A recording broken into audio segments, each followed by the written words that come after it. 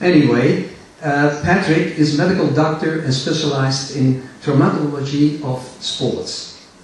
He has been a member of the IOC for about 6 years.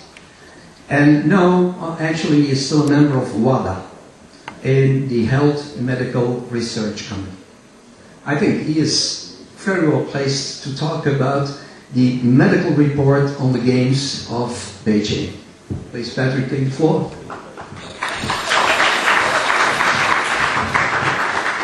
Well, thank you. Good afternoon, all of you. Yeah, I'm half French and half British, so I will speak in English today. And despite the fact that I'm living and I'm in a ski resort in France, close to Albertville, and I do hope, Sophia, you had a good memory on SSE, when I remember you raised. I will present you today how the summer games, because we just had a summer game in in Beijing 2008, how such a game may impact the city, may impact the country on a medical point of view. So we should go on. So really, the games in Beijing were exceptional. And if you do not mind, I will start by a little entertainment. And it's my, I think it's that one. Whoops. And I'll put it in large.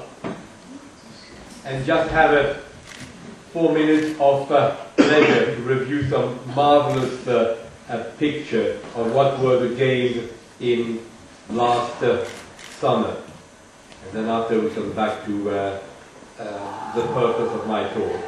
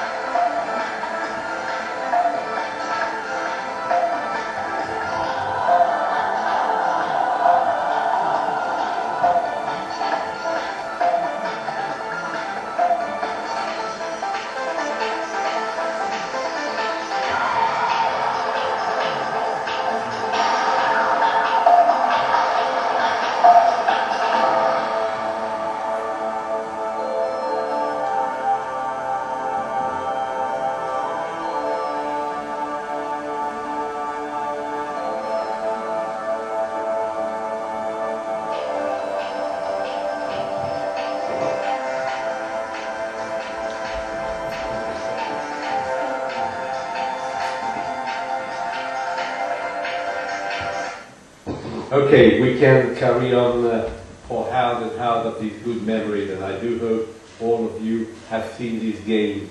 What I would like to discuss today is a little bit about the history of the Olympic movement, just for you to know exactly what it is. You know, the origin was in Greece. You know, there was a great event in the honor of the god Zeus. The truth also was important, and you know, President Samaranch in Lillehammer called for truth. You know, it was in the middle of the war, and some members came to former Yugoslavia. We have at the beginning some discipline, as you can see on the slide, and of course, as has been said this morning, Baron Pierre de Coubertin, who was a French guy who decided to live in Switzerland, decided to make a revival of the games, you know. And here you can see the different evolution of the what is the motto, Situs Artis Fortius, then the ring and the flag, the torch in 1936, and the anthem in 1958. The first edition of the game took place in 1896 in Athens, 14 nations and 241 athletes. The first edition of the Winter Games, which were not called at the time Winter Games, was in Chamonix 1924, 16 nations and 258 athletes. What about the Olympic movement, very briefly now? Olympism is a philosophy of life and sport as a service of the harmonious development of men, and of course a community of dialogue and peace throughout the world. The Olympic Charter, very briefly, as you can see on the slide, is a fundamental principle, rules and bylaws adopted by the International Olympic Committee, and it governs the organization. Don't go on this slide to be complicated, but just to show you that the Olympic movement is quite a complicated nebulous, you know, with different stakeholders. What about the International Olympic Committee? Founded in 1894 by Baron Pierre de Coubertin and hosted in Lausanne since 1915. The Olympic movement is composed of different stakeholders, 28 summer federations, 7 international Olympic winter sports, and 32 recognized international federations. We have also all the national Olympic committees, which vary for the moment between 204 and 205, it depends on the recognition. And of course you have the organizing committee of the Olympic Games, and now, as it is explained by Claude Brigadier this morning, the Youth Olympic Games. For the moment we have Vancouver, we have London, Sochi, and of course Singapore. And I do hope in some time I can add the word Zakopane on this paper. Important entities also, we have the IPC, which is the International Paralympic Committee, the World Anti-Doping Agency, and of course, and unfortunately sometimes, we have the Court of Arbitration, the sport.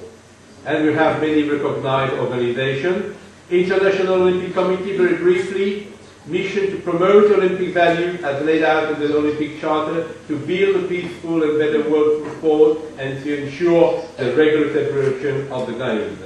The structure, you will see here, our president, who has been elected in 2001 in Moscow, he will be for a new election in 2009, this year at the Congress in Paris. 107 members, 2,400 members, so, and you recognize here our actual current president, Jacques Rogue, and the honorary vice president, Samaranch. The administration, very briefly, 39 nationalities, average age 41. I'm not in this average age, sorry. And the turnover within the administration is about 6-7 years. And the priority, as you can see, is manageable gains, fight against doping, and ethics. I don't want to go on that one. You know, if you want a slide, you can ask the organization, they will provide you with. The fight against doping also is a very important issue. Protect the health of the athlete, defend sport ethics, and ensure equality between competitors. And ethics, of course, the ethics is a very important issue. Achievement, women in sport, environment, Olympic solidarity, human development. Sport and environment, it is something also very important for us, you know, and now each bidding city, each applicant city, each candidate city has to prove that they are working for what we call Green Olympic Games. Beijing did it, Vancouver tried to do it, London probably will do it.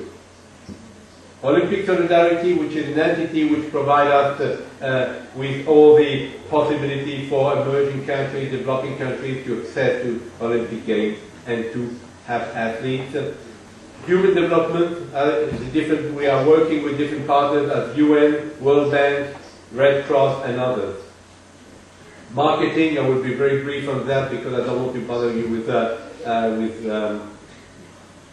these kind of things. We have partners, as you know, and these partners help the IOC and the Olympic movement, and you will see the revenue is coming from broadcasting, corporate sponsorship, ticketing and licensing, and far more important, the IOC just kept 8% of its revenue for its own functioning. The rest is given back to National Olympic Committees, Federation and Organizing Committee.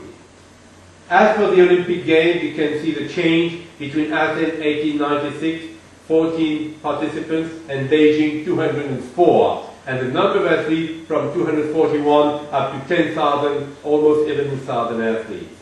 And for the Winter Games, Chamonix 16 nations and Turin 80 nations. We will be about 80-something in Vancouver.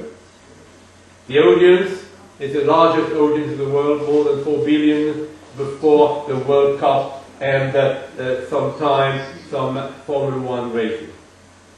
Come back to the games now. You can recognize some major persons who have been role models during these games. Very important what Michael Phelps said. You know, you remember 8 gold medals, 7 world records, 14 Olympic gold. And he said, I didn't want to be another speech, I want to be myself. And I can achieve what I want to achieve. That is one of the motto of an athlete.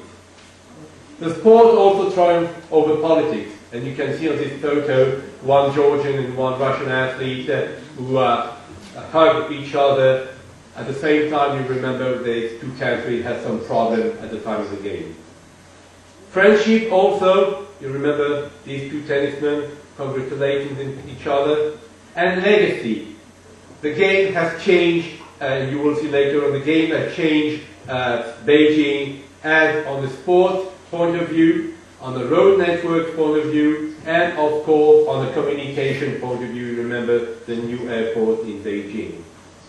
As for Beijing now, I told you 204 nations, a bit less than 12,000 athletes, 302 events, 28 federations. This will drop down to 26 in London. Remember, softball and baseball are not anymore for the moment part of the Olympic program.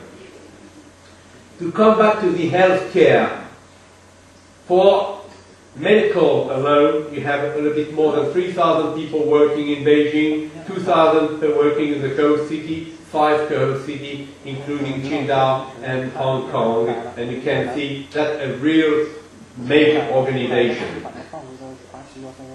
For the local organization, you have on each venue, and you will see that it's the same for the university, you will need to have medical station on the venue, you will need to have staff on the venue, ambulances services, and even non-competition venues and training venues should be, you should have medical